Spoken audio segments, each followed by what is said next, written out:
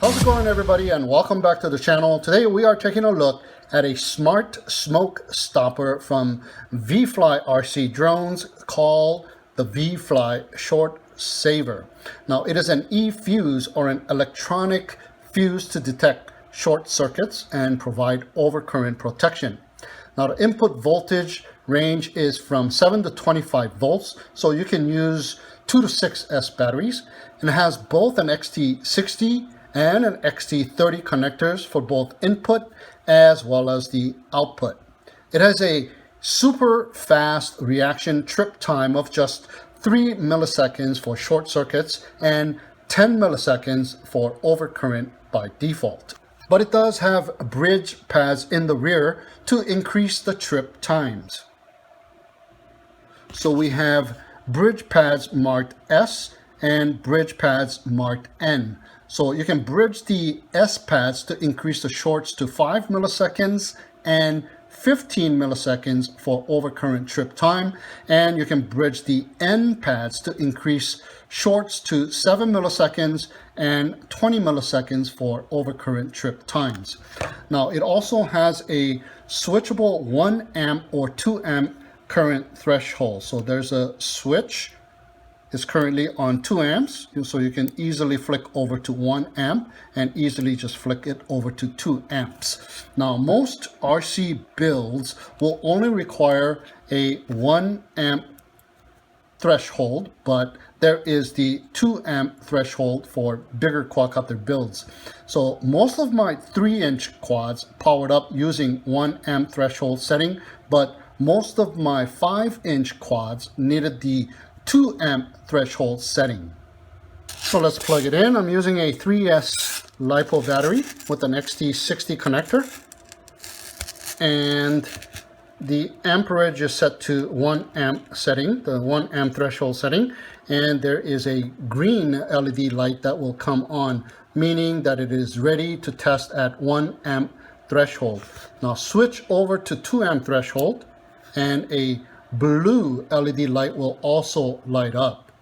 So we have an old quadcopter. It is the Fury B X215 Pro.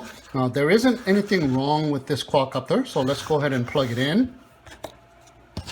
So you always want to plug in the power source first to reset the device and then plug it into a quadcopter.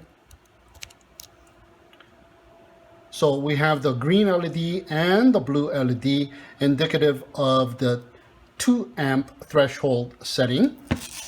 So let's go ahead and power it up.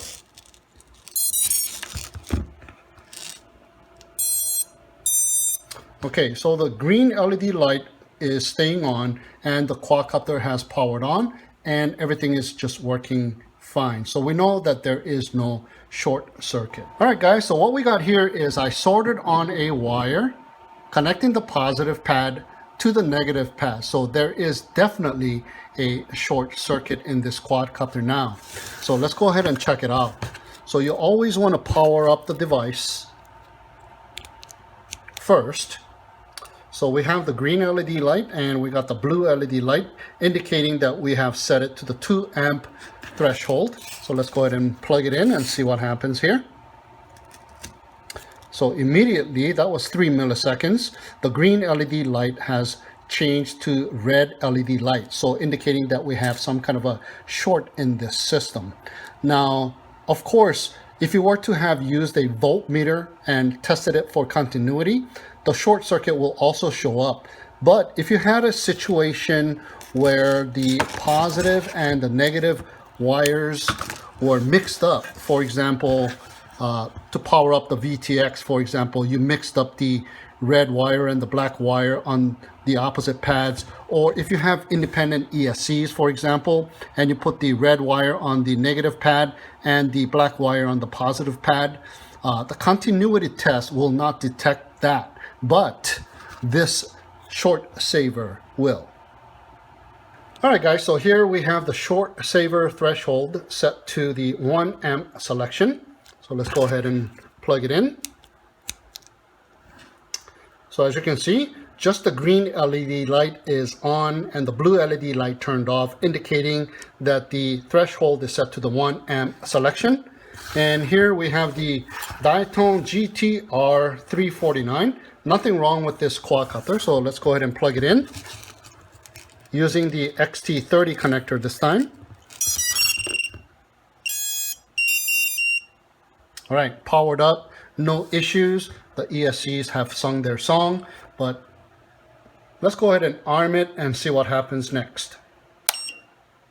So as you can see, the overcurrent protection has kicked in and the green LED light turned red. And that took 10 milliseconds for this overcurrent protection trip time versus the 3 millisecond of the previous short circuit trip. Alright guys, so here I have the Fury B X215 Pro once again, and I did remove the short circuit wire. So let's go ahead and plug it in.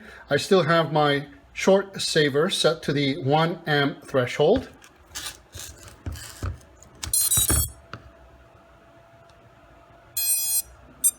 See, what happened here is the overcurrent protection has kicked in. So what I need to do with this quadcopter, like some of my 5-inch quadcopter, I'll have to set the threshold setting to the 2 amps.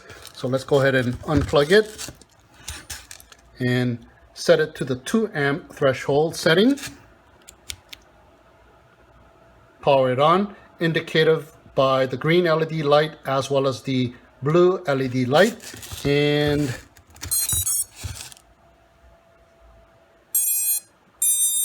no issues there. So let's go ahead and see once again what happens to this quadcopter if I arm the motors.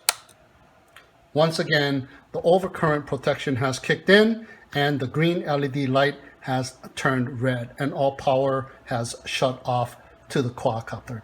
So it powers up, but upon engaging the arming switch on both of the quadcopter setup, it will trip due to the overcurrent protection. So the ShortSaver is safe to use even with the propellers still attached because it won't accidentally start up and arm itself due to the overcurrent protection.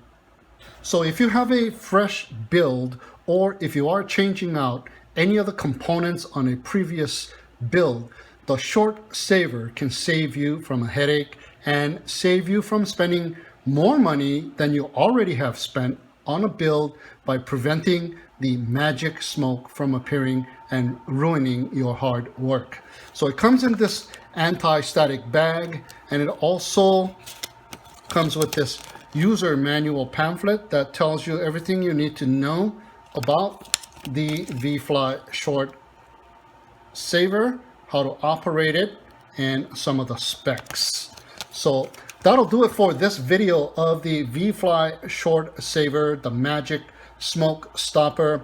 Now, if you would like to check out the Vifly ShortSaver for yourself, the link to purchase is down below. So thank you so much for tuning in and watching. Have a great day. Stay safe and fly safe, everybody, and we'll see you again next time.